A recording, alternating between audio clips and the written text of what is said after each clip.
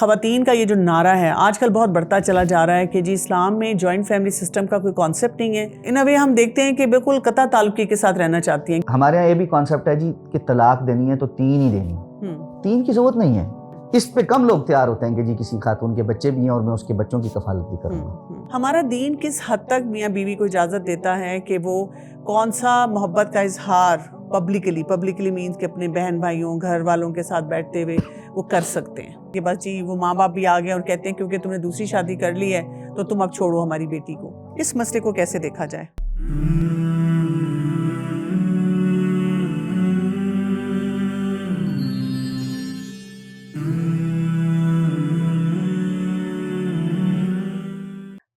تھوڑی سی بات joint family system کی بھی کریں گے کیونکہ بہت سے جھگڑوں کی بنیاد جو ہے وہ جوائنٹ فیملی سسٹم آ جاتا ہے. اب بات کی کہ خواتین کا یہ جو نعرہ ہے آج کل بہت بڑھتا چلا جا رہا ہے کہ جی اسلام میں جوائنٹ فیملی سسٹم کا کوئی کانسیپٹ نہیں ہے اور بس ان اے وے ہم دیکھتے ہیں کہ بالکل قطع تعلقی کے ساتھ رہنا چاہتی ہیں کہ بہن ملا جائے بہن آیا جائے ہسبینڈ کو بھی ریزسٹ کروانا کہ نہیں ہم نے نہیں ملنا نہیں ساتھ رہنا. ایک تو میں اس سلسلے میں جاننا چاہوں گی. دوسرا اسی کا ایک یہ کہ اگر آپ ساتھ رہ رہے ہیں تو کتنی انڈیپینڈنس ہونی چاہیے ایک خاتون کو, کیا باتیں جو ہیں اس گھر میں رہتے ہوئے ضرور کر لیں اور کن باتوں پہ ان کے لیے پاس کوئی اپنا بھی ایک دائرہ کار ہو. اور پھر یہ کہ اگر والدین اس شخص کے مرد کے بوڑھے ہو چکے ہوئے ہیں اور ضرورت ہے کہ کوئی اولاد ان کا خیال رکھے اور وہ اس کا شوہر رکھنا چاہ رہا ہے اور یہ خاتون ریزسٹ کر رہی ہیں, یہ بھی 3 بڑے ٹپیکل قسم کے سینیریو جو بار بار ہمارے سامنے آتے ہیں. اچھا, ایک تو یہ کہ یہ بات کہ جی کیا جوائنٹ فیملی سسٹم اسلام میں ہے یا نہیں. سب سے پہلی چیز تو یہ کہ اسلام کا جو طریقہ کار ہے نا وہ یہ ہے کہ وعاشرہن بالمعروف, اپنی بیویوں کو معروف طریقے سے رکھو. یہ معروف کیا ہوتا ہے؟ معروف یہ ہوتا ہے کہ معاشرے کے اندر عام طور پر آپ لوگ کس طرح رہتے ہیں. ٹھیک, ہم اس میں نا ایکچولی کوٹ کرتے ہیں رسول اللہ صلی اللہ علیہ وسلم کا دور.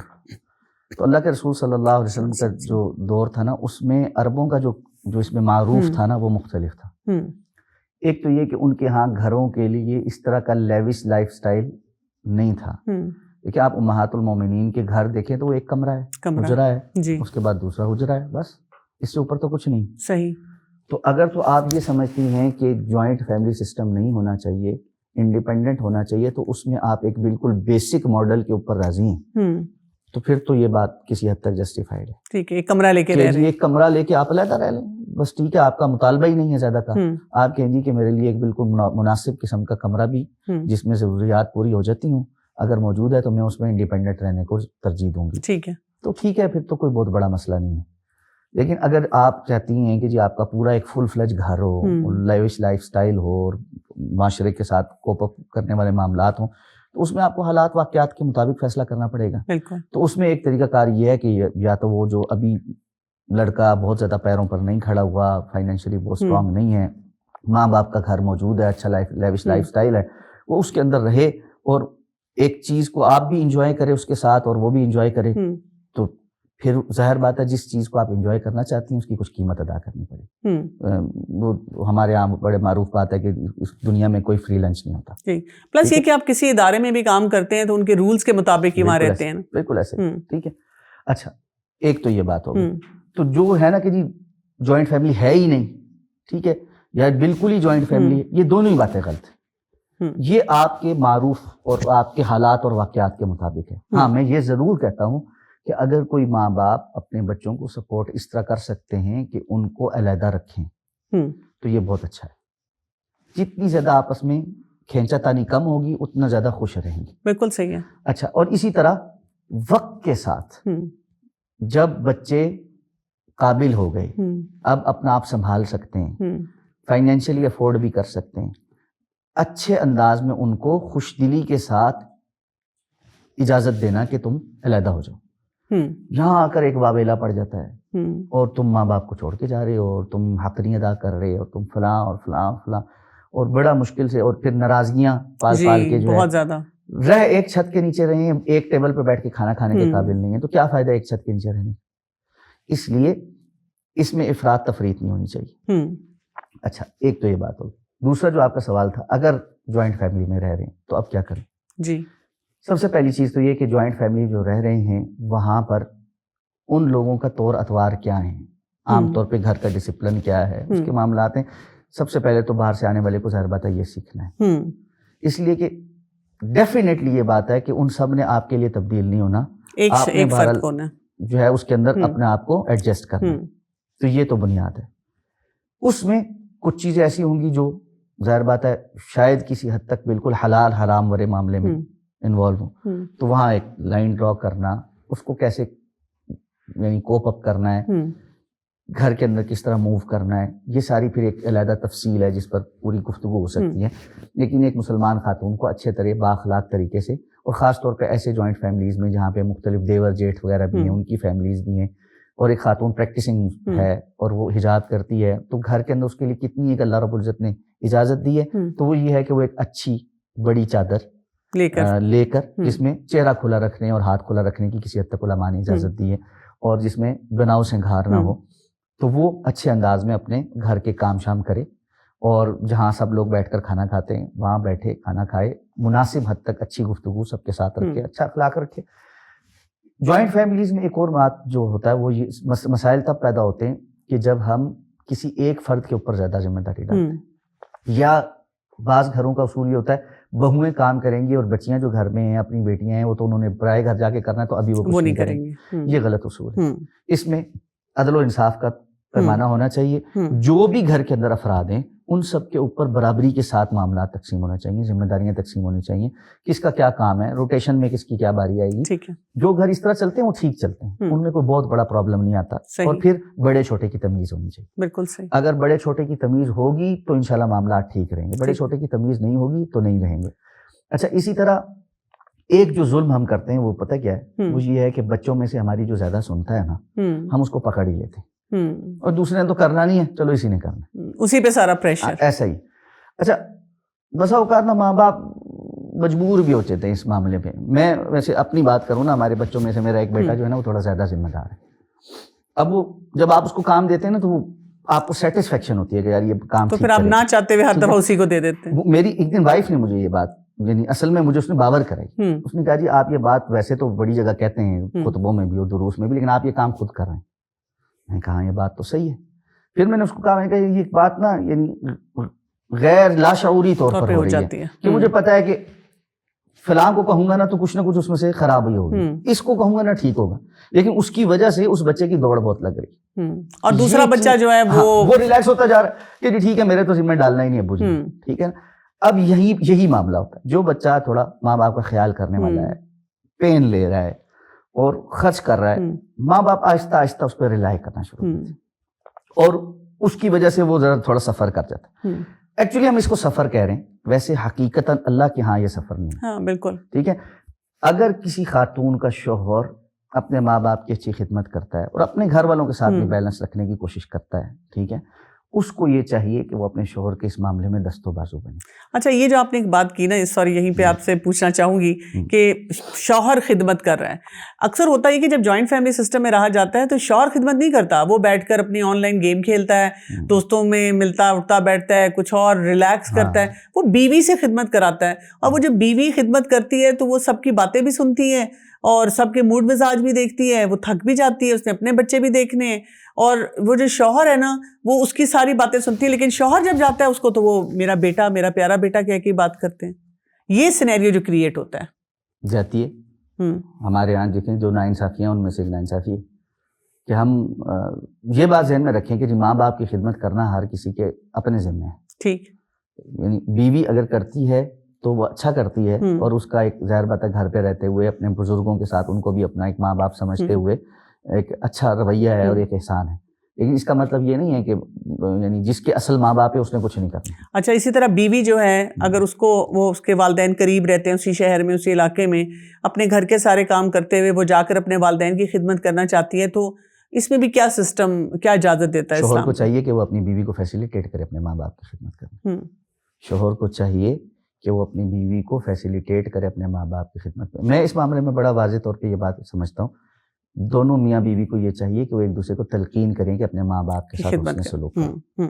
یہ جنت اور جہنم کے فیصلے ہیں. بالکل صحیح. اور یہ کوئی آپشنل بات نہیں ہے کہ آپ بس کہیں جی تم ماں باپ کی خدمت نہ کرو، یا تم اپنے ماں باپ کی نہ کرو تو میرے ماں باپ کی صرف کرو. ٹھیک ہے، یہ بات درست نہیں. آپ خود اپنے ماں باپ کی خدمت کریں اور اپنی بیوی کو اس بات کی اجازت دیں کہ وہ اپنے ماں باپ کی جائز حد کے اندر رہ کے خدمت کریں. ہاں دیکھیں یہ بات ذہن میں ضرور ہے کہ اسلام نے خاتون کے ذمے اس طرح سے اپنے ماں باپ کی کفالت نہیں لگائی جس طرح بیٹوں کے ذمے لگائی. صحیح.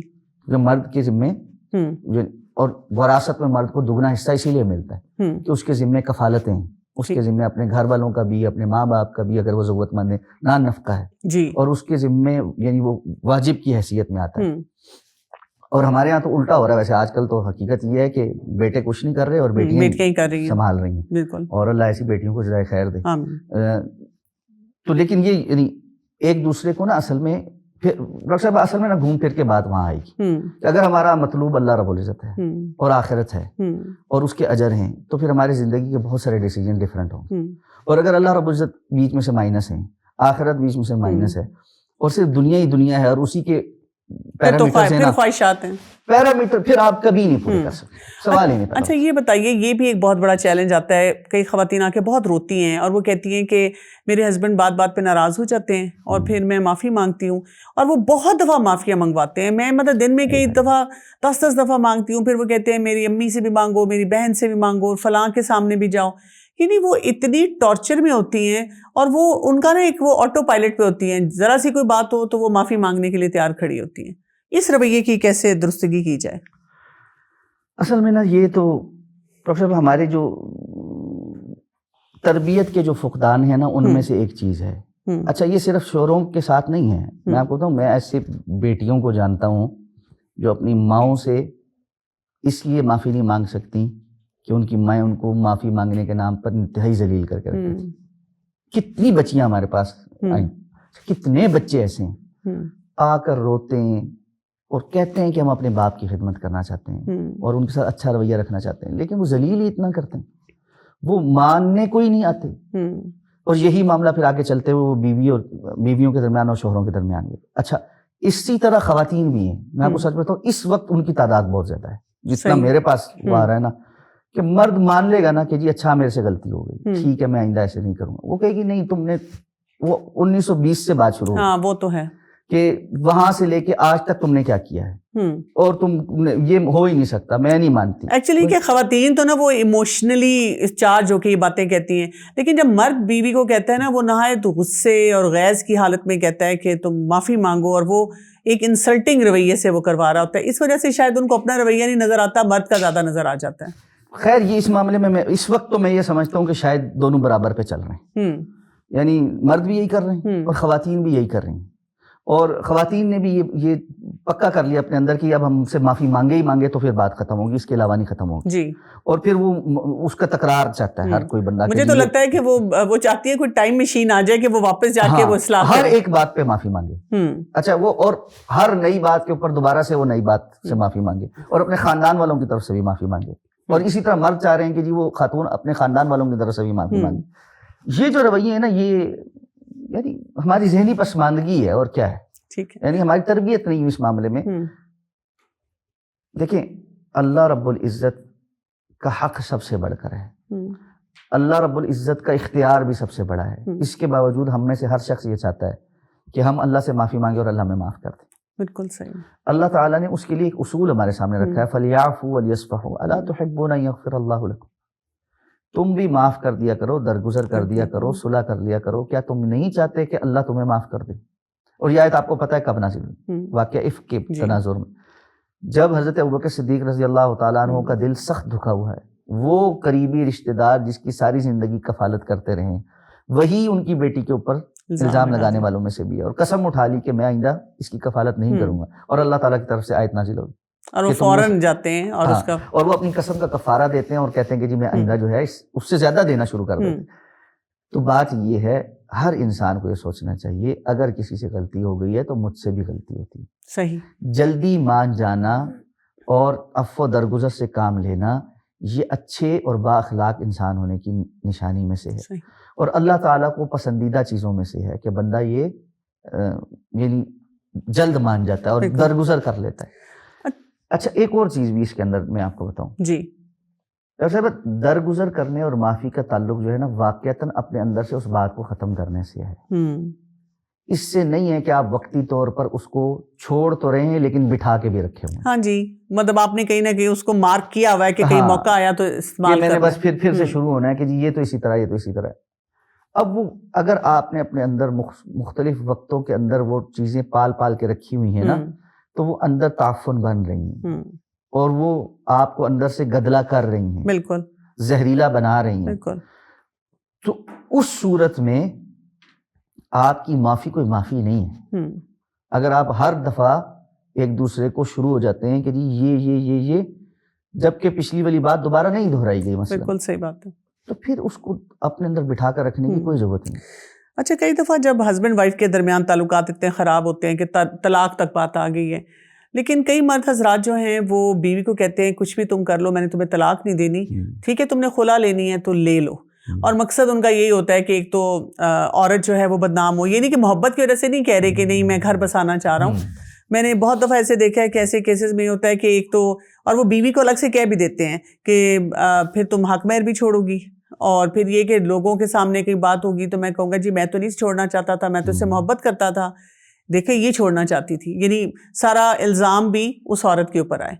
اس معاملے میں ایک مرد کو کیا پتا ہونا چاہیے اور خاتون کو بھی کیا کلیئرٹی ہونی چاہیے؟ اللہ کے رسول صلی اللہ علیہ وسلم نکاح کے خطبے میں کچھ آیات جو تلاوت کرتے تھے، آپ عام طور پہ بھی خطبات میں لیکن خاص طور پہ نکاح کے خطبے میں، ان میں سے ایک سورہ نساء کی پہلی آیت ہے، یا ایھا الناس اتقوا ربکم الذی خلقکم من نفس واحدہ وخلق منها زوجها وبث منهما رجالا كثيرا ونساء واتقوا الله الذی تساءلون به والارحام.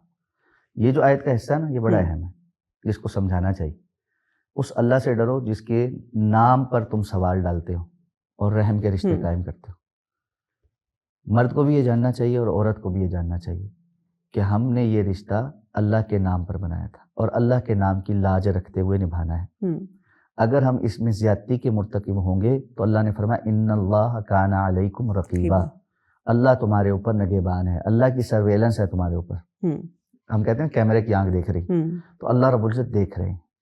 کوئی بندہ دنیا میں تو کسی سے مال ہڑپ کروانے کے لیے یا حق مہر واپس کروانے کے لیے یا دوسرے کو دوسروں کی نظروں میں گرانے کے لیے یہ کام کر سکتا ہے. نتیجہ کیا ہوگا؟ اللہ کے سامنے نہیں کھڑے ہونا، جواب دہی نہیں ہونی. ڈاکٹر صاحب ایک چیز ذہن میں رکھیں، جتنے سننے والے ہیں نا ان کو یہ بات ذہن میں رکھنی چاہیے کہ قیامت کا دن اللہ رب العزت نے ایسی ہی زیادتیوں کے بدلے دلوانے کے لیے کیا ہے. مالک یوم الدین جو ہم پڑھتے بھی ہیں. دنیا میں کچھ حرکتیں اور کچھ ظلم ایسے ہوتے ہیں جن کو ریورس نہیں کیا جا سکتا.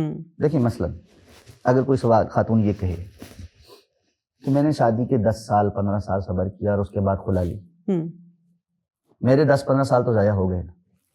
جی کوئی بندہ 10-15 سال کسی ایسی خاتون کے ساتھ گزارا کرتا ہے اور آخر مجبوراً طلاق دیتا ہے، وہ کہے کہ جی میرے تو 10-15 سال ضائع ہو گئے. اچھا اسی طرح یہ جو ہم اب تک بات کر رہے ہیں، خواتین 15-20 سال کے بعد جب نیا گھر ملتا ہے اس کی خوشی محسوس نہیں کرتی کہ جی ہم نے 15-20 سال جو زندگی کا جو بند تھا، جہاں ہمارے اچھے ایموشنز تھے، جوانی تھی، صحت تھی، وہ تو کھپ گئے سسرال میں، اب گھر ملا کیا فائدہ، بالکل ضائع ہو گیا ہمارا تو سب. تو یہ سمجھ لینا چاہیے کہ کچھ ضائع نہیں ہوتا، کچھ ضائع نہیں ہوتا. زندگی میں شکر بھی اور صبر بھی، یہ دونوں ہی اللہ کے رسول کی حدیث کے مطابق بندہ مومن کے ہی خاصہ ہے کہ اس کے لیے نعمت میں بھی وہ شکر کرتا ہے تو اجر ہے اور آزمائش میں صبر کرتا ہے تو اجر ہے. وَلَيْسَ ذَلِكَ إِلَّا لِلْمُؤْمِنِ، اور یہ مومن کے لیے کے سوا کسی کے لیے نہیں.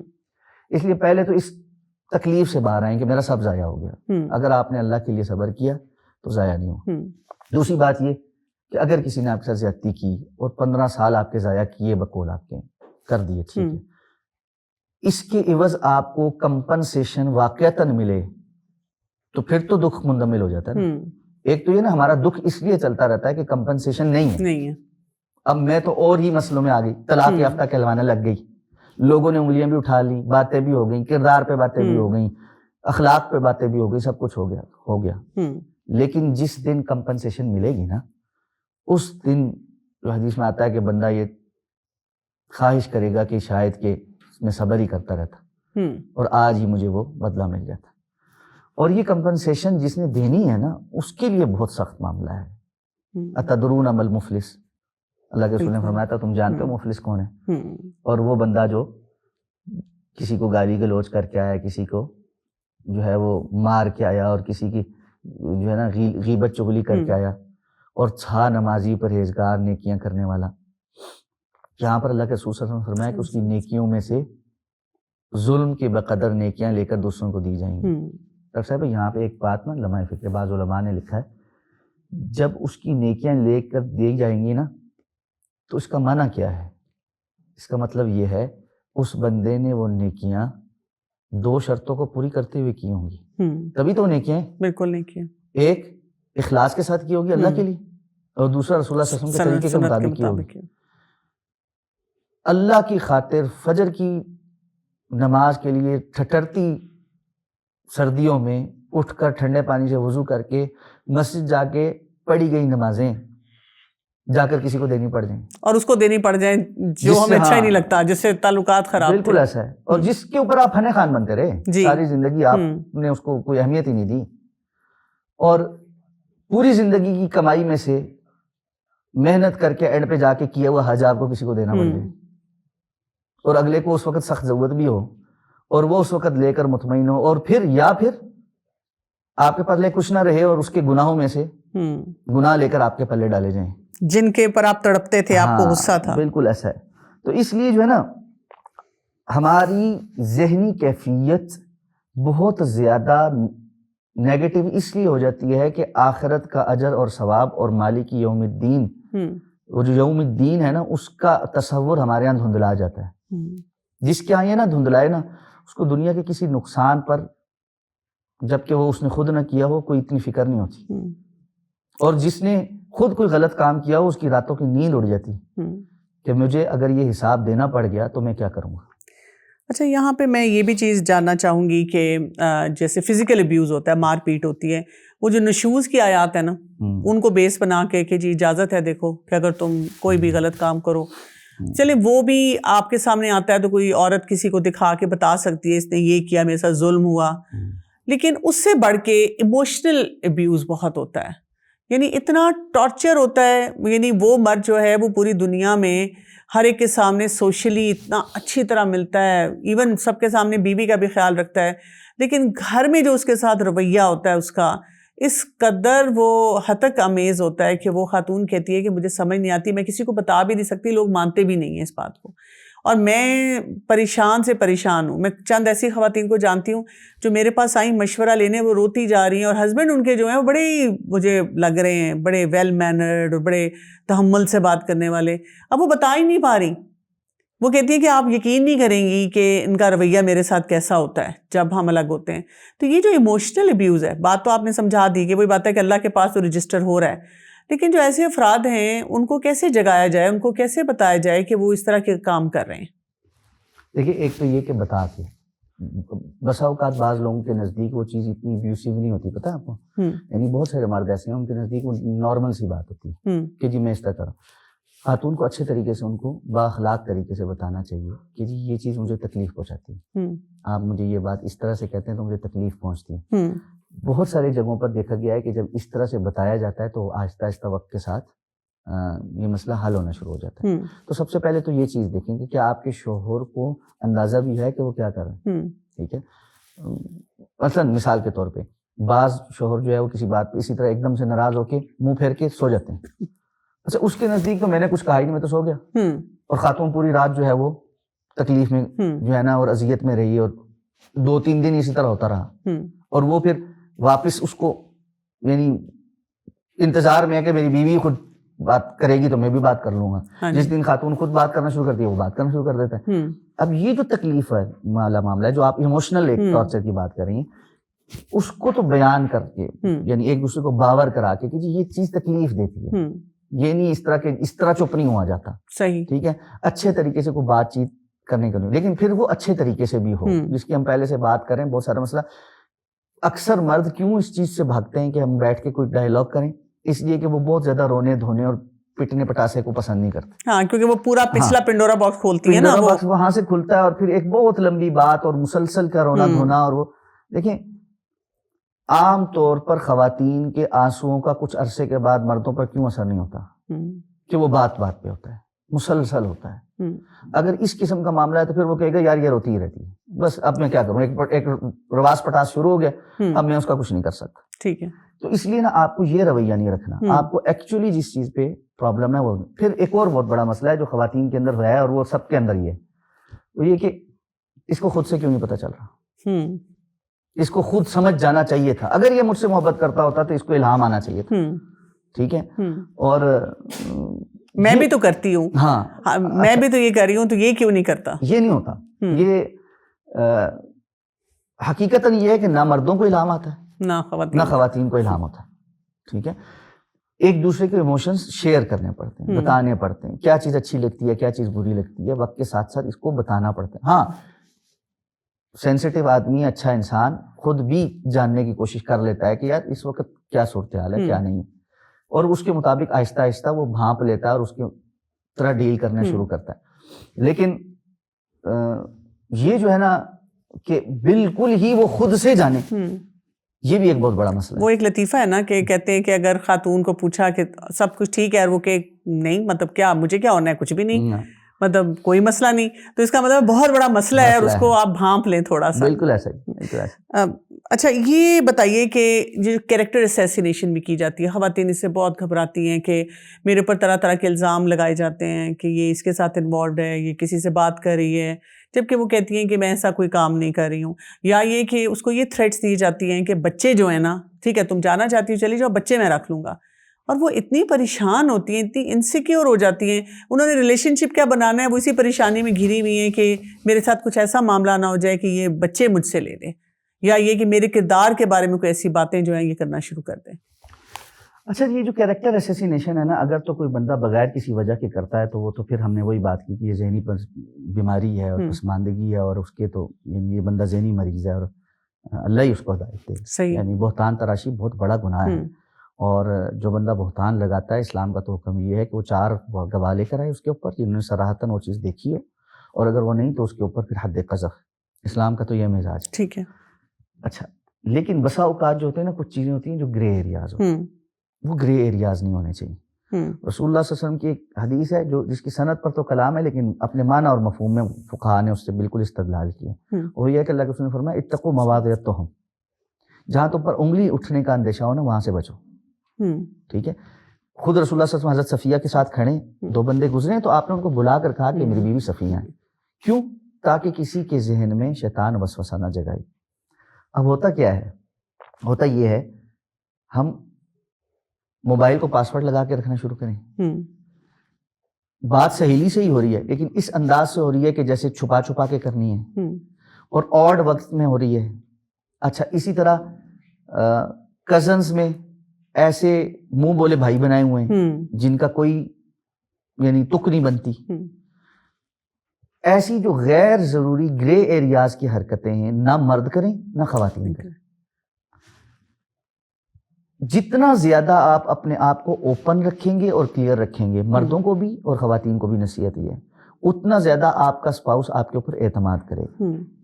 کیا وجہ ہے کہ آپ اپنے موبائل کا پاسورڈ اپنے شوہر کو نہیں بتا سکتے یا اپنی بیوی کو نہیں بتا سکتے؟ اچھا یہ جو ٹرانسپیرنسی کی آپ نے بات کی، اس میں یہ بہت بڑا چیلنج آتا ہے. مرد حضرات اکثر خواتین سے ان کے سارے پاس ورڈز لے لیتے ہیں، اپنے نہیں دیتے. وہ کہتے ہیں دراصل میرے جو دوست ہیں نا وہ کئی دفعہ مجھے ایسے جوکس بھیج دیتے ہیں کہ میں نامناسب سمجھتا ہوں کہ تم ان گروپس کو جا کے دیکھو. لیکن وہ خواتین، اب دیکھیں مثلا میں خاتون ہوں، اگر میرے ہسبینڈ میرے سارے پاس ورڈز لیتے ہیں اور میرے پاس بہت سی خواتین اپنے کوئی چیلنجز بھیجتی ہیں. نہیں ہے کہ اگر آپ اپنے پاسورڈ نہیں دیتے تو دوسرے سے اس کے پاسورڈ کا مطالبہ کر سکتے. یا یہ کہ اگر دے بھی دیں، حاصل ہی اس وقت ہوتا ہے جب آپ پہلے اپنے پاسورڈ دیں اور پھر کہیں کہ جی میں اوپن ہوں آپ بھی اوپن ہوں. لیکن یہ کہ ہمارے پاس جیسے کبھی کوئی ایسا ڈیٹا آتا ہے خواتین کا کانفیڈینشیل ہوتا ہے، کوئی تصویر ایسی آتی ہے جو ہم نہیں چاہتے کہ ہمارا شوہر دیکھے کہ وہ دوسری خواتین، کئی مرد پھر یہ بھی کرتے ہیں کہ وہ گھس گھس کے سارا دیکھتے ہیں. آپ کو چاہیے کہ وہ ڈیلیٹ کریں. ٹھیک ہے. دیکھیں بنیادی طور پہ بات یہ ہے کہ یہ تو ایک پھر یعنی اس میں نا ہمارے معاملات جو ہے نا وہ بڑے یعنی ذہنی پسماندگی والے ہیں، بار بار وہ لفظ واپس آ رہا ہے. ٹھیک ہے. ایک دوسرے کے موبائل میں گھسنے کی ضرورت نہیں ہوتی، پرائیویسی کا خیال کرنے کی ضرورت ہوتی ہے، ایک دوسرے کو سپیس دینے کی، بریدنگ سپیس دینے کی ضرورت ہے. کسی نے آپ کو پاسورڈ بتایا ہوا ہے اس کا مطلب یہ نہیں ہے کہ آپ جا کر اس کو ضرور چیک کریں گے اور کہ جی آپ کو اعتماد ہی نہیں ہے جی اور بار بار آپ چیک کریں کہ کیا ہو رہا ہے کیا ہو رہا ہے کیا ہو رہا ہے کیا ہو رہا ہے. آپ کو پاسورڈ اس لیے بتایا گیا ہے کہ تاکہ آپ کو اعتماد ہو. ٹھیک ہے, یہ ایک جیسچر ہے اعتماد کا. بالکل, اس کا مطلب یہ نہیں ہے کہ آپ چیکنگ شروع کر دیں. بالکل صحیح. اسی طرح یعنی خواتین کو بھی یہ چاہیے کہ جو دوستوں کے جرنل گروپس ہیں وہاں پہ نہ گھسیں, اور مردوں کو بھی یہ چاہیے کہ ان کی سہیلیوں کے یا گھر والوں کے اگر کوئی جرنل گروپس ہے تو وہاں پہ نہ گھسیں. صحیح. ایک دوسرے کی پرائیویسی کا خیال کریں. اور اگر جس طرح کہ آپ نے بات کی بڑی اہم بات ہے, لیڈیز آپس میں ایک دوسرے کو تصویریں بھیجتی ہیں. اب تو ایک یعنی آپ کے پاس آپشن بھی ہے کہ آپ ون ٹائم اوپن ہونے والا میسج بھیجتے ہیں. سب سے بہتر یہ ہے, میں ہمیشہ خواتین کو یہ کہتا ہوں, آپ ون ٹائم اوپن ہونے والا میسج بھیجا کریں اگر کبھی کسی کو اس طرح بھیجنا ہے. مس یوز ہو جاتی ہیں چیزیں, اور بہت ذرائع یعنی ہیک ہونے کے اور بہت ساری مس یوز ہو جاتی ہیں. دوسرا, اگر نہیں بھی اس نے ایسا کیا تو آپ کو یہ چاہیے کہ اگر کوئی پردہ دار خاتون ہے یا کوئی خاتون ایسے بناؤ سنگھار میں جن نے آپ کو اپنی تیاری کی یا کسی چیز کی تصویر بھیج دی ہے, آپ کو دیکھنے کے بعد ڈیلیٹ کر دیں. آپ کو اپنے موبائل میں رکھنی نہیں چاہیے. آج کل بچے ماؤں کے موبائل استعمال کرتے ہیں, ٹھیک ہے, بچے بڑے بھی ہو رہے ہیں, ٹھیک ہے, تو ضروری نہیں ہے کہ ان کے پاس یعنی ہر چیز اس طرح ایکسیس میں ہو. یہ میں آپ کو یہ بتا رہا ہوں کہ ہونا یہ چاہیے کہ اپنے آپ کو گرے ایریاز میں نہیں رکھنا چاہیے. میں آپ کو ایک چیز بتاؤں, بعض آرگنائزیشنز میں یہ دیکھا کہ وہاں نا معاملات خراب ہونا شروع ہوئے. کچھ لوگوں نے دوسروں کے اوپر مالی غبن کا الزام لگایا. جن پر الزام لگ رہا تھا انہوں نے اپنے آپ کو گرے ایریاز میں رکھا. جواب نہیں دینا, ایڈریس نہیں کرنا, اس کو کیوں بتائیں, ہم کیوں جواب دیں, ہمارے مرضی, ہم جو کچھ مرضی کریں. معاملات بہت بڑھتے گئے. بڑھنے کے بعد کمیٹیاں بن گئی. میں اس طرح کی کچھ کمیٹیز کا حصہ رہا کہ میری ذمہ داری لگا دی گئی کہ آپ آڈٹ کریں. آڈٹ کرنے پہ کچھ بھی نہیں تھا, سب ٹھیک تھا, ہر چیز پراپر طریقے سے ڈاکومنٹڈ ہے, خرچ بھی صحیح جگہ ہو رہی ہے. آخر پہ بیٹھے پوچھا ان سے کہ بھئی آپ اس کو کلیئر کیوں نہیں کرتے. انہوں نے کہا میں کیوں کلیئر کروں, یہ غلطی ہے, یہ غلطی ہے. رسول اللہ صلی اللہ علیہ وسلم نے جب کلیریفیکیشن دی ہے, ہمیں اپنی زندگی میں ایک دوسرے کو کلیریفیکیشن دینی چاہیے. اچھا, بہت سارے مرد ہیں اس بات پہ بڑا برا محسوس کرتے ہیں کہ جی میری بیوی نے پوچھا ہے کہاں ہوں. کیوں؟ کوئی آپ کو گھر سے فون کرتا ہے اور آپ کا خیال کرتا ہے اور آپ سے پوچھتا ہے آپ کہاں ہوں, تو آپ اس کو پازیٹیو وے بھی تو دیکھ سکتے ہیں. اور جب وہ نہیں بتاتے تو اب تو خواتین کہتی ہیں ویڈیو کال کر کے مجھے دکھاؤ کہ تم کہاں پہ ہو. بالکل ایگزیکٹلی پتا ہونا چاہیے کہ آپ کہاں ہیں اور کس کے ساتھ ہیں اور کیا بات ہو رہی ہے, اور اپنی روٹین بھی آپ شیئر کر لیتے ہیں ایک دوسرے کے ساتھ کہ آج یہ گپ شپ ہوئی, یہ بات ہوئی, یہ فلاں. یعنی میں اپنا آپ کو اگر ظاہر بات ہے بندہ اپنا ایک ایکسپیرینس ہی شیئر کر سکتا ہے. میری کہیں پہ بھی کوئی کمٹمنٹ ہے میری اہلیہ کو پتا ہوتی ہے. مطلب اس وقت جو پوڈ کاسٹ ہو رہی ہے نا, میری اہلیہ کو پتا ہے کہ ہم آپ ایک پوڈ کاسٹ کر رہے ہیں. بالکل صحیح. میری شام تک کی روٹین آج کی کیا ہے, میں گھر سے نکلتے ہوئے اس کو ویسے ہی بائی دا وے, یعنی کہ کوئی ہم نے آپس میں کمپلشن رکھی ہوئی ہے, بائی دا وے یعنی گپ شپ میں کہ آج یہ مصروفیت ہے, آج میں وہ کہتی ہے آپ کب تک گھر آ جائیں گے, میں کہتا ہوں میں اس وقت تک آ جاؤں گا, یہ مصروفیت ہے, یہ کرنا ہے, وہ کرنا ہے, ایسے کرنا ہے, ٹھیک ہے. اچھا, اس کو کہیں جانا ہوتا ہے, بیچ میں کال آ جاتی ہے کہ جی میں فلاں طرف جا رہی ہوں, آپ کو بتانا تھا. بسا اوقات اجازت بھی ہوتی ہے کہ جی میں فلاں طرف چلی جاؤں, اور بسا اوقات صرف بتانا ہوتا ہے کہ جی میں فلاں طرف جا رہی ہوں, ٹھیک ہے, کوئی اعتراض نہیں. بالکل صحیح. یعنی وہ کہیں جا رہی ہیں تو مجھے پتا ہے, میں کہیں جا رہا ہوں تو اس کو پتا ہے. اسی ریلیشن شپ میں آپ کو رہنا ہے. یہ جو ایک دوسرے سے چیزیں چھپا کے رکھنا ہے نا, وہ مسائل پیدا کرتے ہیں. تو یہ چھپانے میں کے جو معاملات ہیں نا, اس کے ساتھ آپ اچھے ریلیشن شپ میں نہیں رہ سکتے. میں نے سوچا کہ ویسے تو میں اس وقت خواتین کے مسائل لے کر آئی ہوں, لیکن ایک دو مسئلے جو مرد حضرات کے بھی ہوتے ہیں ان پہ بھی بات کر لی جائے. ایک مسئلہ جو ہے وہ یہ کہ مرد کئی دفعہ اس کو محسوس ہو رہا ہوتا ہے کہ میرا یہ گھر نہیں چل رہا صحیح, بہت سی وجوہات کی وجہ سے, اور وہ سمجھتا ہے کہ ہمیں الگ ہو جانا چاہیے.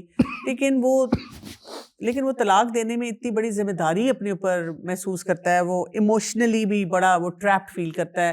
وہ سوچتا ہے کہ میں اللہ کو کیسے جواب دوں گا. تو ایک ایسا مرد جس کو لگ رہا ہے کہ نہیں اس وقت مجھے فیصلہ کر لینا چاہیے, وہ کیا کیا کر سکتا ہے تاکہ یہ کہ وہ اچھے طریقے سے اس سارے معاملے کو نپٹا دے؟ ڈاکٹر صاحب میں آپ کو صحیح بات بتاؤں, 99.99% جو مرد طلاقیں دے رہے ہیں نا وہ غصے میں دے رہے ہیں. سوچی سمجھی طلاق کوئی نہیں ہے. اسلام کا تو اصول اسلام نے طلاق دینے کا بتایا ہے, طریقہ کار بتایا ہے, اور وہ کیا ہے کہ ایک تو یہ کہ سب سے پہلے تو آپ اپنے معاملات کو واضح اور نصیحت کے ساتھ سمجھانے کے ساتھ، جس کو ہم ڈسکس کریں کہ آپس میں ایک دوسرے سے اچھے طریقے سے ڈسکس کریں، اسپیس دیں، کوشش کریں اصلاح کی، اس کے ساتھ ڈیل کریں. اگر ایسا ہو کہ وہ خاتون اس وقت بھی آپ کی بات نہیں مان رہی، زیادتی پر ہے، تو اللہ تعالیٰ نے حکم یہ دیا ہے کہ آپ اپنا بستر علیحدہ کریں. یعنی کسی بھی مسلمان خاتون کے لیے یہ ایک بہت بڑی سزا ہے جی، اور ایک طرح سے نا یعنی ایموشنلی جو سمجھنے والی خاتون ہے اس کے لیے بہت بڑا جسچر ہے کہ اس کا شوہر اس کے ساتھ سونا چھوڑ دے، بستر علیحدہ کر لے، اس کے کمرہ علیحدہ کر لے. یہاں تک مسئلے حل ہو جانے چاہیے. اگر یہاں پر بھی بات نہیں حل ہوتی اور بد اخلاقی کا بہت زیادہ مظاہرہ ہے، تو وہ جو آپ بات کر رہی تھی نا کہ فزیکل ابیوز کو کہتے ہیں جی، نشوز کا جو، ہاں نشوزن او اعراضن، تو یہ جو ہے نا وہاں پر اللہ رب العزت نے اس بات کا حکم دیا کہ تعدیب کے طور پہ ایک آدھ دفعہ انسان، کچھ لوگ ہوتے ہیں جن کو تھوڑا سا زیادہ ریپریمانڈ کی ضرورت ہوتی ہے اور وہ ان کو بات اس وقت تک سمجھ نہیں آتی کہ کتنی یعنی یہ چیز کی یہ جو انٹینسٹی ہے وہ کتنی ہو گئی. اس میں بھی رسول اللہ صلی اللہ علیہ وسلم کی واضح حدیث موجود ہے، چہرے پر نہیں مار سکتے، جسم پر ایسی مار نہیں مار سکتے جو نشان چھوڑے. یہ کیا ہے؟ یہ تعدیب ہے ایسے ہلکی سی، ٹھیک ہے، جس سے کہیں زیادہ زور کے تھپڑ مائیں اپنے بچوں کو مارتی ہیں، ٹھیک ہے نا. اس لیے اس کو کوئی بالکل ویسے وہ فیمنسٹ بیانیے میں بالکل ہی نگیٹ کر دینا اور کسی طور پر قبول ہی نہ کرنا، تو یہ تو قرآن کی آیت کا انکار، ٹھیک ہے نا. اس لیے اس معاملے میں جو فیمنسٹ بیانیہ ہے اس کو تو ہم کسی طور قبول نہیں کرتے، خواہ کوئی کچھ بھی کہے. لیکن بہرحال اس سے یہ جسٹیفیکیشن کوئی نہیں ہے کہ یہ روز کی مار پیٹ ہے اور گالم گلوچ ہے اور بال کھینچ رہے ہیں اور ایسے مار رہے ہیں کہ نیل پڑ رہے ہیں اور بری حالت کر دی ہے. یہ تو جانور ہے، یہ شخص مرد بھی نہیں ہے، یہ انسان بھی نہیں، حیوانیت ہے. اچھا یہ بھی مسئلہ حل نہیں کر رہی، تو اب آپ فبعثوا حکما من اہلی و حکما من اہلیہ. ممکن ہے کہ جس چیز کو میں بہت حق سمجھ رہا ہوں اتنا حق نہ ہو. بس اوقات انسان کا اپنا زاویہ نگاہ بڑا مضبوط ہوتا ہے لیکن ہوتا اچھا نہیں ہے، دوسرے کا زاویہ نگاہ اس سے بہتر ہوتا ہے. تو ایک بندہ آپ کی طرف سے، ایک بندہ خاتون کی طرف سے، اس معاملے کے حل کے لیے دو سمجھدار بندوں کو بیچ میں ڈالا جائے. ان یریدا اصلاحا یوفق اللہ بینہما، اگر یہ دونوں اصلاح چاہیں گے اور صحیح بات سنیں گے تو اللہ ان کے درمیان موافقت کر دے گا. اب بھی اگر یہ نہیں ہوتا اور دو سمجھدار بندوں کا بھی ڈیسیژن یہ ہے کہ آپ کو علیحدہ ہی ہو جانا چاہیے، صحیح. اب اس مرد کو چاہیے کہ یہ انتظار کرے جو اسلام کا حکم ہے کہ خاتون کے پیریڈز آ جائیں، اس کے بعد وہ پاک ہو جائے، طہر ہو جائے پہلا، اور اب کسی بھی میریٹل ریلیشن شپ کے بغیر وہ اس کو ایک طلاق دے. یہ اسلام کا طریقہ طلاق دینے کا، یہ نہیں غصہ آیا منہ میں دیڑا طلاق، یہ بدی طلاق ہے. طلاق دینے کا بدتی طریقہ ہے، اس کو فقہا طلاق ہو جاتی ہے لیکن گناہ گار ہوتا ہے یہ بندہ. اور ایک طلاق دینے کا اللہ نے ایک وقت میں اختیار دیا ہے، اس سے زائد دینے کا اختیار نہیں دیا. اچھا ہمارے یہاں یہ بھی کانسیپٹ ہے جی کہ طلاق دینی ہے تو 3 ہی دینی ہے، 3 کی ضرورت نہیں ہے. بنیادی طور پہ تو طلاق ایک ہی ہے. وہ تو اللہ نے یعنی 2 چانسز رکھے ہیں کہ طلاق دینے کے بعد سمجھ آ گئی، تو اب بعد کا مرحلہ کیا ہے؟ طلاق دے دی. طلاق دینے کے بعد یہ دونوں اپنا کمرہ علیحدہ کر لیں اور اس کے بعد یہ خاتون وہ جو عدت کے دن ہیں وہ اپنے شوہر کے گھر ہی گزارے. ابھی اس کو گھر سے فوراً نکالنے کی اجازت نہیں ہے. ان عدت کے ایام میں بھی اگر ان کو یہ لگتا ہے کہ ہمارا نبھان نہیں ہے، ہم اپنے اس فیصلے پہ قائم ہیں، تو بس عدت جب ختم ہوگی تو وہ خاتون اپنے پھر میکے جائے یا جہاں اس نے جانا جائے، اور ان کا ازدواجی رشتہ ختم ہو گیا ہے. اب اس خاتون کو دوسری تیسری طلاق کی ضرورت نہیں ہے، وہ آزاد ہے پہلی طلاق کی عدت کے بعد اگر رجوع نہیں ہوا کہ وہ کہیں اور شادی کر سکتی. بالکل. اب اس عرصے میں اس کو یہ خیال آ گیا کہ جی نہیں مجھ سے غلطی ہو گئی، یا خاتون کو خیال آ گیا کہ اب نہیں ایسے نہیں ہونا چاہیے تھا اور یہ آپس میں پیچ اپ کر لیتے ہیں، تو اصلاح کر لینی چاہیے اور رجوع کر لینا چاہیے. اچھا رجوع ہونے کے بعد پھر ایسے صورتحال پیدا ہوئی، پھر اس کو ریپیٹ کرنا ہے، پھر دوسری مرتبہ بھی ایسا ہو گیا، پھر رجوع ہو گیا، پھر دوبارہ حالات ویسے ہو گئے، تو اسلام نے اس کو مہذب کیا ہے. یہ نہیں زمانہ جاہلیت میں ہوتا تھا کہ 100 مرتبہ طلاق دیتے پھر رجوع کرتے، پھر طلاق پھر رجوع کرتے. بھائی ایک مرتبہ بھی اتنے پروسیس سے گزرنے کے بعد آپ کو نہیں سمجھ آئی، دوسری مرتبہ بھی سمجھ نہیں آئی، تو اب نہیں سمجھ آ سکتی، اب علیحدگی. تو یہ ہے ایکچولی طلاق.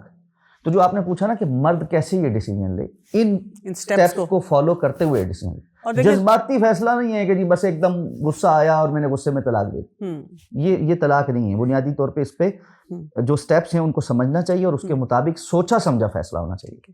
دوسری شادی آج کل میں بہت سے جگہوں پہ دیکھ رہی ہوں کہ جیسے ہی مرد دوسری شادی کا فیصلہ کرتا ہے تو وہ جو پہلی بیوی ہے وہ اتنی اپسیٹ ہو جاتی ہے، اتنی ناراض ہو جاتی ہے اور وہ کہتی ہے بس میں نے چھوڑنا ہے اس کو، میں نے اس کے ساتھ نہیں رہنا، یا وہ اتنے غم کا شکار ہوتی ہے کہ اس سے برداشت نہیں ہو رہا ہوتا. میرے پاس جب بھی کوئی ایسا کیس آتا ہے تو میں بھی تھوڑی دیر کے لیے ان اے وے پریشان ہو جاتی ہوں کہ اس کو کیسے سنبھالوں، کیونکہ جب میں ان کو یہ بتاتی ہوں کہ دیکھیں اللہ تعالیٰ نے مرد کو ایک رخصت دی ہوئی ہے تو اس نے غلط کام نہیں کیا، بجائے اس کے کہ وہ کسی حرام ریلیشن شپ میں جاتا، اس نے ایک حلال ریلیشن شپ کے لیے آپٹ کیا.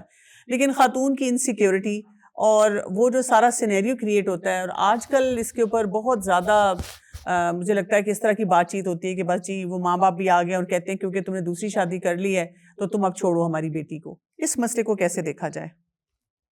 اس مسئلے کو پھر اسی تناظر میں دیکھا جائے کہ اللہ کا قانون کیا ہے. ہم جو شروع سے بات کر رہے ہیں، جی، جو بندہ کلمہ پڑھتا ہے اور اللہ کے قانون کو مانتا ہے اس کو تو اللہ کا قانون ماننا پڑے گا. ما کان لمؤمن ولا مؤمنۃ اذا قضى الله ورسوله امرا ان يكون لهم الخيرة من امره. اللہ نے قرآن میں فرمایا کسی مرد اور عورت کے لیے، مومن مرد اور مومن عورت کے لیے یہ جائز نہیں ہے جب اللہ اور اللہ کا رسول کسی چیز کا فیصلہ کر دیں اب وہ کہے کہ اس میں میری اپنی مرضی بھی ہے. اسلام نے مرد کو ایک سے زائد شادیاں کرنے کی اجازت دی ہے. سب سے پہلی چیز تو یہ کہ یہ اجازت کا مطلب یہ نہیں ہے کہ لازمی ہے. یہ پہلی کنفیوژن یہ دور کرنی چاہیے ہمیں کہ ہمارے ہاں دیندار طبقے میں ایک طبقے نے یہ گفتگو شروع کر دی ہے کہ جی ہر مرد کے اوپر دوسری تیسری شادی لازمی ہے، اگر وہ نہیں کر رہا تو گناہ گار ہے. ایسا نہیں ہے.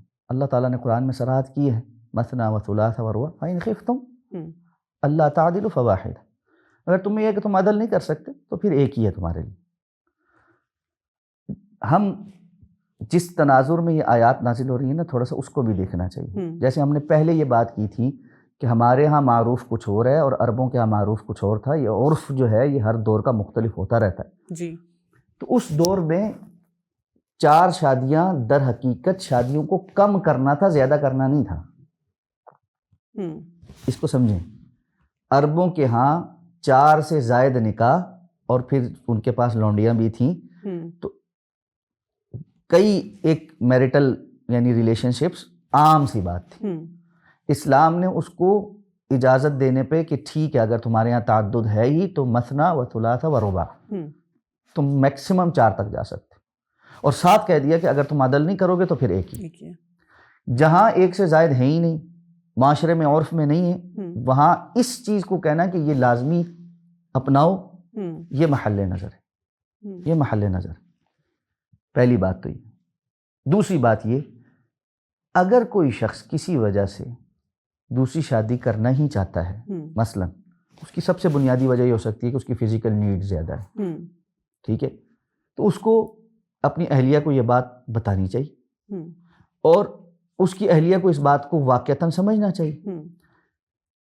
اور اگر ایسا ہے ہی ہے، یعنی دیکھیں میاں بیوی ہیں، ان کو ایک دوسرے کو اگر بتا رہا ہے تو پتہ بھی تو ہوگا نا. خاتون کو اگر وہ یہ سمجھا رہا ہے تو خاتون کو بھی پتہ ہوگا ہاں یہ صحیح کہہ رہا ہے. یہ نہیں کہ وہ ویسے ہی کہہ رہا ہے بلا وجہ ہی، ٹھیک ہے. بسا اوقات ایسا ہوتا ہے کہ خاتون کی صحت ایسی نہیں ہوتی اور مرد کی صحت اچھی ہوتی، تو ایسا ہے تو اس کو یہ بات سمجھنی چاہیے کہ ہاں اس کی نیڈ زیادہ ہے تو فزیکل نیڈ ہو سکتی ہے.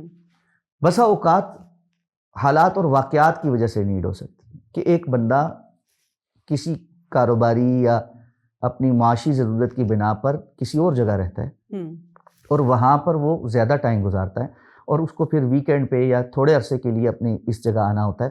اب وہ وہاں کیا کرے گا؟ اگر وہ کسی ایسے معاملے میں اپنے ایمان کی حفاظت کے لیے اس قسم کا کوئی فیصلہ کرتا ہے تو اس کی بیوی کو اس معاملے میں ایک جذباتیت کو بہت زیادہ یعنی اپنے اوپر مسلط کرتے ہوئے اس کو حلال حرام کا فیصلہ نہیں بنانا چاہیے اور اپنی زندگی کے جینے مرنے کا فیصلہ نہیں بنانا چاہیے. اس وقت تو جو صورتحال ہے نا، کتنے کیسز ہمارے پاس ہیں، خواتین اس بات پر راضی ہیں کہ بندہ گھر سے باہر جو کچھ مرضی کرے صرف نکاح نہ کرے. اور یہ سخت کبیرہ گناہ ہے. اگر آپ کے کسی فتنے کے ڈر اور واویلے اور گھر خراب کرنے کی ڈر کی وجہ سے وہ حرام ریلیشن شپ میں جا رہا ہے, نکاح نہیں کر رہا, اور آپ کو پتہ ہے اور آپ اس کو تسلیم کیے ہوئے ہیں, تو اللہ کے ہاں بھی مجرم ہے. ہونا یہ چاہیے اگر ایسا کچھ ہو گیا ہے تو خاتون کو اس کو یہ کہنا چاہیے کہ بھئی حرام میں جانے کے بجائے حلال پہ چلے جاؤ, حلال پہ چلے جاؤ. مردوں کو بھی اس بات کی طرف ترغیب دلانی. ایک آپ نے جو سیکھا ہے نا کہ جی معاشرے میں بہت ساری خواتین ہیں جن کو کفالت کی ضرورت ہے, بیوائیں ہیں اور ان کے یتیم بچے ہیں, تو بیواؤں کی کفالت کرنے سے تو کوئی بھی نہیں روکتا آپ کو. صحیح کریں, اور یتیموں کی کفالت کریں, مالی طور پہ مستحکم ہے, اللہ نے توفیق دی ہوئی ہے تو کریں. اپنی ایک ضرورت کو یا اپنی ایک خواہش کو کوئی اور نام نہ دیں ویسے ہی بلا وجہ جسٹیفیکیشن کے لیے. یہ ٹھیک ہے کہ اسلام کا ایک مزاج ہے اور اس نے مسلمان معاشرے کے اندر بیوہ اور یتیم بچوں کی کفالت کے معاملات میں ایک پہلو یہ بھی رکھا ہے جی, لیکن اس کو نا بہت زیادہ ہائی لائٹ کرتے ہوئے صرف اس طرف ہی بار بار بات کو لے کے جانا کہ جی معاشرے میں بہت بیوائیں ہیں اور یتیم ہیں, بیوائیں اور یتیم, تو ان بیواؤں اور یتیموں کی کفالت کی جا سکتی. آپ نے جو مردوں کی بات کی نا, یہ میں نے بھی ایٹیچیوڈ دیکھا ہے کچھ لوگوں میں کہ اگر انہوں نے کی ہے تو وہ اس طرح ہائی لائٹ کر کے بتاتے ہیں جیسے کہتے ہیں گلوریفائی کرنا. جی اور میں یہ سوچتی ہوں کہ اگر آپ کے اوپر 2 گھروں کی ذمہ داری ہے تو آپ کو تو اور زیادہ آپ کے اندر جھکاؤ اور فکر اور وہ آپ کی کچھ نظر آنا چاہیے اس میں. لیکن اگر آپ اس طرح نظر آ رہے ہیں کہ جی میں نے تو بہت بڑا کام کیا ہے, ایک اچیومنٹ کے طور پہ لیتے ہیں نا کہ جی ہم تو ڈرتے شرتے نہیں ہیں اور ہم جو ہے بس ہم نے تو کر لیا جی ایسے ہے ویسے, اس کو یعنی بس ایک پھڑیاں مارنے کے انداز میں بیان کیا جاتا ہے. حالانکہ ایسی ذمہ داری والی بات ہے کہ یہ ذمہ داری والی بات ہے, اور جس نے کی ہے اس کو پھر ذمہ داری کے ساتھ اس کو پورا کرنا چاہیے.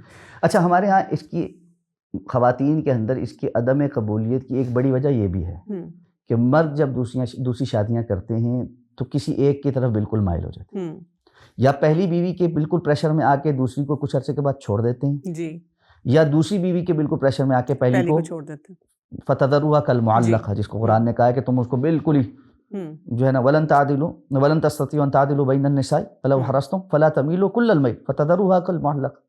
اللہ نے فرمایا کہ تم جتنا بھی چاہو عدل نہیں کر سکو گے, ہاں یہ نہیں ہونا چاہیے کہ کسی ایک کی طرف مکمل مائل ہو جاؤ اور ایک کو بالکل چھوڑ دو. دنیاوی اعتبار سے جو عدل اور انصاف کے تقاضے ہیں ان کو پورا کرو, نان نفقے کے جو تقاضے ہیں ان کو پورا کرو, ایک کو جس لیول پر رکھا ہے دوسرے کو بھی اس لیول پر رکھو.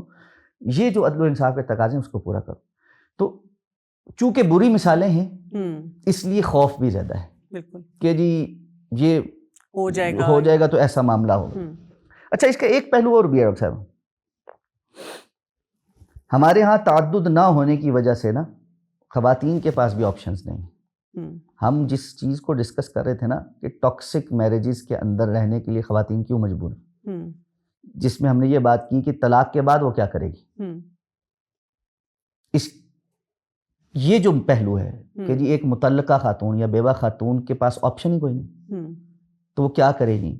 اس کی وجہ کیا ہے, تعدد ازواج کا نہ ہونا, یا یہ کہ اگر وہ شادی کرتے بھی ہیں تو وہ سویٹ 16 ہی ڈھونڈتے ہیں. ہاں جی, کہ وہ ینگ سی لڑکی ہو اور کوئی بیوہ اگر ہے اور اس کے بچے ہیں, ان کو لینے کے لیے زیادہ تر لوگ تیار بھی نہیں ہوتے ہیں. نہیں ڈاکٹر صاحب, میں آپ کو سچ بات بتاؤں, اس معاملے میں ویسے مردوں میں رجحان ڈفرینٹ ہے. اچھا, ہاں, مردوں میں رجحان یہ ہے کہ جو تھوڑے بڑی عمر کے مرد ہیں نا, یعنی 40 سال پلس, اور جو اب فائنینشلی سٹیبل ہے. ظاہر بات ہے یہ دوسری شادی کا ایڈونچر انسان کو فائنینشلی سٹیبل ہونے کے بعد آتا ہے. جس مرد کی جیب میں پیسے آ جاتے ہیں نا, اس کو پہلا جو ایڈونچر سوچتا ہے نا وہ یہ ہوتا ہے کہ میں دوسری شادی کروں, میں کیونکہ اب اس کو افورڈ کر سکتا ہوں. جو افورڈ نہیں کر سکتا نا, یہ ایڈونچر اسی کے ذہن میں نہیں آتا, باقی سب کے ذہن میں آتا ہے.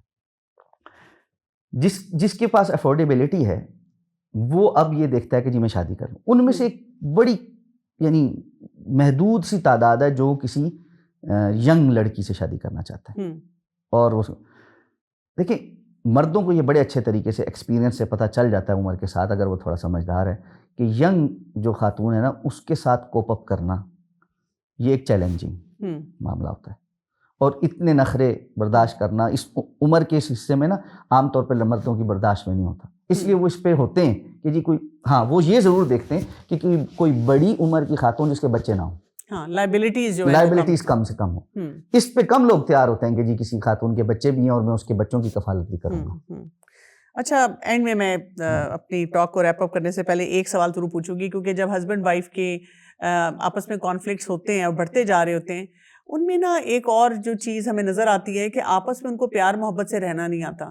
یعنی جو محبت کا جائز کوئی اظہار بیڈ روم سے باہر ہے اس کی کوئی اجازت نہیں ملتی. اگر وہ اکٹھے کہیں بیٹھ بھی جائیں تو گھر والے باتیں سنانا شروع کر دیتے ہیں کہ تم لوگ اکٹھے بیٹھے ہوئے, شرم نہیں تمہیں آتی. ہمارا دین کس حد تک میاں بیوی کو اجازت دیتا ہے کہ وہ کون سا محبت کا اظہار پبلکلی مینز کہ اپنے بہن بھائیوں گھر والوں کے ساتھ بیٹھتے ہوئے وہ کر سکتے ہیں؟